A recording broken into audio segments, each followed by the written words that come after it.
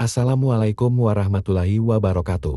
Kisah ini mengisahkan tentang seorang ibu yang sebelumnya bekerja sebagai perawat di sebuah rumah sakit dan kini telah memasuki masa pensiunnya. Ibu ini memiliki seorang anak yang saleh dan selalu berbakti kepada ibunya. Mari kita sebut anak ini Hasan. Hasan adalah sosok yang saleh dan selalu menghormati ibunya.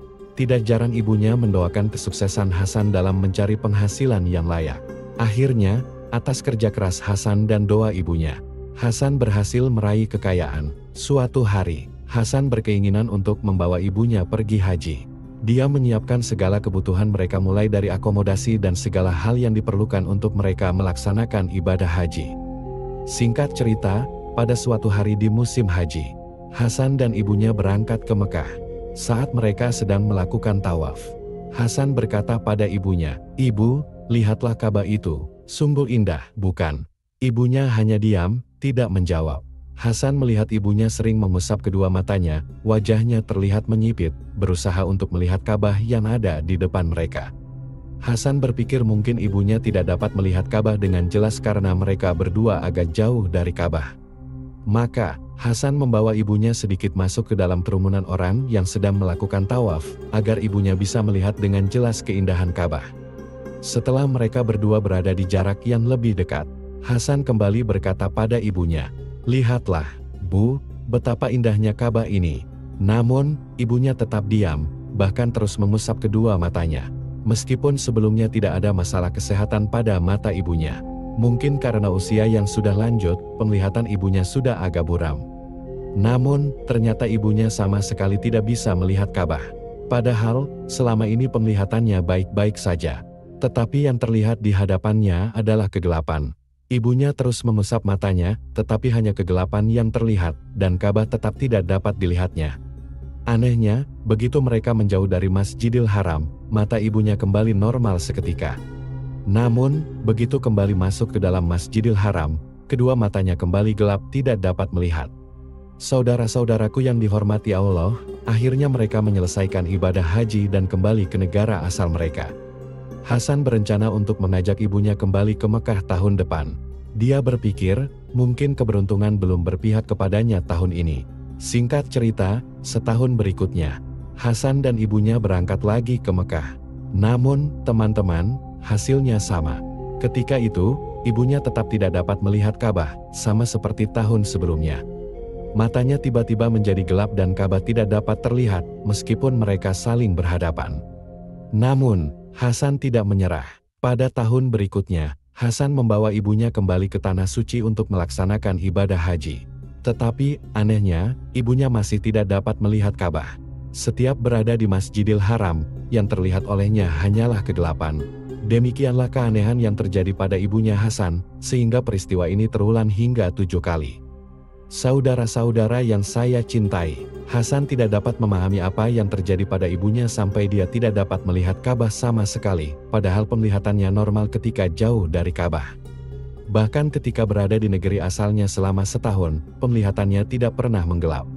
Masalah ini hanya muncul ketika dia berada di dekat Ka'bah. Hasan pernah membawa ibunya ke dokter, tetapi dokter menyatakan bahwa matanya sehat, dan dokter sendiri tidak dapat menjelaskan fenomena yang terjadi. Pada akhirnya, Hasan mulai bertanya pada dirinya sendiri, dosa apa yang mungkin dilakukan oleh ibunya sehingga menghadapi situasi seperti ini. Pertanyaan-pertanyaan itu mengganggu pikirannya, dan akhirnya, Hasan memutuskan untuk mencari pertolongan dari seorang ulama yang bijaksana. Barangkali ada solusi atas masalah ini. Saudara-saudara yang dihormati di sisi Allah, singkat cerita, ada seorang ulama terkemuka yang terkenal karena kebijaksanaan dan pengetahuannya. Ulama tersebut tinggal di Abu Dhabi.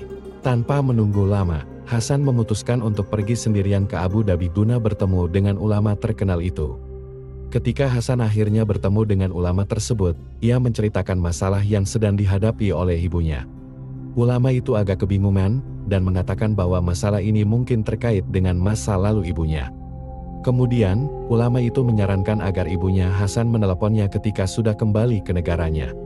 Setelah kembali ke tanah airnya, Hasan meminta ibunya untuk menghubungi ulama tersebut. Keesokan harinya, ibunya menelepon ulama tersebut dan menceritakan semua yang dialaminya selama 7 kali pergi ke Mekah tanpa bisa melihat Ka'bah. Ulama itu menasihati Ibu Hasan untuk merenungkan masa lalunya, mencari kejadian-kejadian yang mungkin menjadi akar masalah ketidakmampuannya melihat Ka'bah. Kemudian, ulama itu meminta Ibu Hasan untuk jujur dan terbuka tentang peristiwa masa lalu.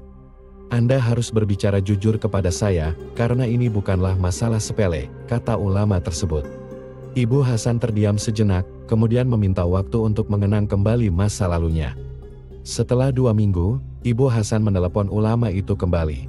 "Wahai Syekh, ketika saya masih muda, saya bekerja sebagai perawat di sebuah rumah sakit," katanya. Sang ulama memberikan pujian atas profesinya sebagai perawat, menyebutnya sebagai pekerjaan yang terpuji di mata Allah. Ibu Hasan kemudian dengan jujur melanjutkan, "Namun, Syekh, saya terjerumus dalam keserakahan untuk mengumpulkan sebanyak mungkin uang, tanpa memperhatikan apakah cara yang saya lakukan itu halal atau haram." Terkejut mendengar pengakuan tersebut, sang ulama bertanya, "Apakah Anda melakukan segala cara untuk mendapatkan uang dalam jumlah besar?" Ibu Hasan mengungkapkan bahwa saat bekerja sebagai perawat, ia terlibat dalam pertukaran bayi di rumah sakit, memenuhi permintaan orang tua yang menginginkan jenis kelamin tertentu dengan imbalan uang. Sang alim tercengang mendengar hal itu, sambil menegaskan pentingnya memelihara garis keturunan dalam Islam. Ibu Hasan menegaskan bahwa itu adalah satu-satunya yang ia lakukan. "Itulah yang saya lakukan," ungkapnya.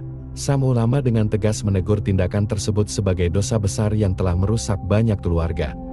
Selanjutnya, Ibu Hasan menceritakan bahwa ia juga pernah terlibat dengan praktik sihir, memasukkan barang-barang sihir ke dalam mulut jenazah yang ia mandikan, dengan tujuan menguburkan sihir tersebut bersama-sama dengan jenazah. Sang alim sangat terkejut dan mengutuk perbuatan tersebut sebagai sesuatu yang sangat tidak patut. Kemudian, Ibu Hasan menceritakan pengalamannya ketika mencoba memasukkan barang sihir ke dalam mulut seorang wanita alim yang terkenal, namun barang-barang tersebut selalu terpental. Dengan bingung dan sedikit marah, sang ulama menegaskan bahwa tindakan tersebut sangat tidak bermoral. Setelah beberapa saat, sang ulama mengakhiri percakapan dengan rasa tidak percaya akan tindakan yang diungkapkan oleh Ibu Hasan. Beberapa waktu kemudian, sang alim menghubungi Ibu Hasan lagi, menasihatinya untuk bertobat dengan sungguh-sungguh kepada Allah, karena hanya Dia yang dapat mengampuni dosa-dosanya. Saudara-saudara yang dicintai di sisi Allah, setelah 7 hari, sang ulama tidak mendengar kabar lebih lanjut dari Ibu Hasan. Akhirnya, karena rasa penasaran, sang ulama menelepon Hasan untuk menanyakan kabar ibunya. Dia berharap akan ada perkembangan dan kabar baik dari Ibu Hasan. Ketika Hasan dihubungi, dia mengabarkan, "Ibu saya telah meninggal dunia. Beliau meninggal 2 hari setelah saya menelepon Anda, wahai Syekh." Sang alim ulama terkejut mendengarnya, lalu bertanya, "Bagaimana ibumu meninggal?" Hasan pun menceritakan, "Wahai, setelah ibu menelepon Anda, 2 hari kemudian, ibu saya jatuh sakit dan akhirnya meninggal." Yang mencengangkan adalah saat pemakaman. Ketika para pekerja sudah menggali dan menyiapkan liang kubur untuk jenazah ibu saya, tiba-tiba tanahnya rapat kembali, menutupi liang kubur, dan menjadi keras sehingga tidak bisa lagi digali atau ditembus. Para pekerja kemudian mencari lokasi lain untuk menggali, namun ketika jenazah hendak dimasukkan ke liang kubur, tanah kembali menutup dengan sendirinya, meskipun biasanya tanah bekas galian itu tidak begitu padat. Kejadian ini berulang kali terjadi, menimbulkan ketakutan di antara para pelayat. Akhirnya, para pekerja kubur menyerah dan lelah karena mereka tidak bisa menyelesaikan pekerjaan mereka hingga hampir menjelang maghrib. Tidak ada lubang yang berhasil digali, mereka akhirnya menyerah dan pulang. Jenazah Ibu Hasan dibiarkan tergeletak di atas tanah. Hasan merasa sangat sedih, dia hanya bersama jenazah ibunya di pemakaman. Dia bingung karena merasa tidak mungkin membawa pulang jenazah ibunya. Dia berdoa dengan sungguh-sungguh kepada Allah Subhanahu wa Ta'ala untuk memberikan jalan keluar dari masalah ini. Sahabat-sahabat Hasan yang menangis menelepon. Kemudian, Hasan melanjutkan ceritanya kepada sang alim ulama. "Saat saya kehabisan akal, tiba-tiba datang seorang laki-laki menghampiriku. Dia mengenakan jubah hitam dan wajahnya tidak terlihat. Dia berkata, 'Pulanglah, biarkan saya mengurus jenazah ibumu. Jangan berbalik sampai kamu sampai di rumahmu.' Teman-teman Hasan pergi, tapi Hasan penasaran. Setelah melewati gerbang pemakaman, dia memalingkan wajahnya ke belakang dan terkejut melihat jenazah ibunya dikelilingi oleh api. Hasan ketakutan dan berlari meninggalkan tempat itu. Dia menceritakan kepada San Alim Ulama bahwa wajahnya terluka akibat terkena api. San Alim Ulama menyarankan kepada Hasan untuk lebih mendekatkan diri kepada Allah Subhanahu wa Ta'ala dengan sungguh-sungguh dan selalu mendoakan ibunya agar diampuni dosanya. Hasan mengikuti saran San Alim Ulama, dan secara bertahap keadaan wajahnya mulai membaik. Meskipun kisah ini penuh misteri, namun terdapat pelajaran yang dapat diambil darinya. Semoga keluarga kita selalu dilindungi oleh Allah Subhanahu wa Ta'ala dari segala ancaman di masa mendatang. Wallahu alam bisawab, jika dirasa video ini bermanfaat maka alangkah baiknya untuk di-share ke teman-teman yang lain, sehingga kita juga dapat pahala jariah.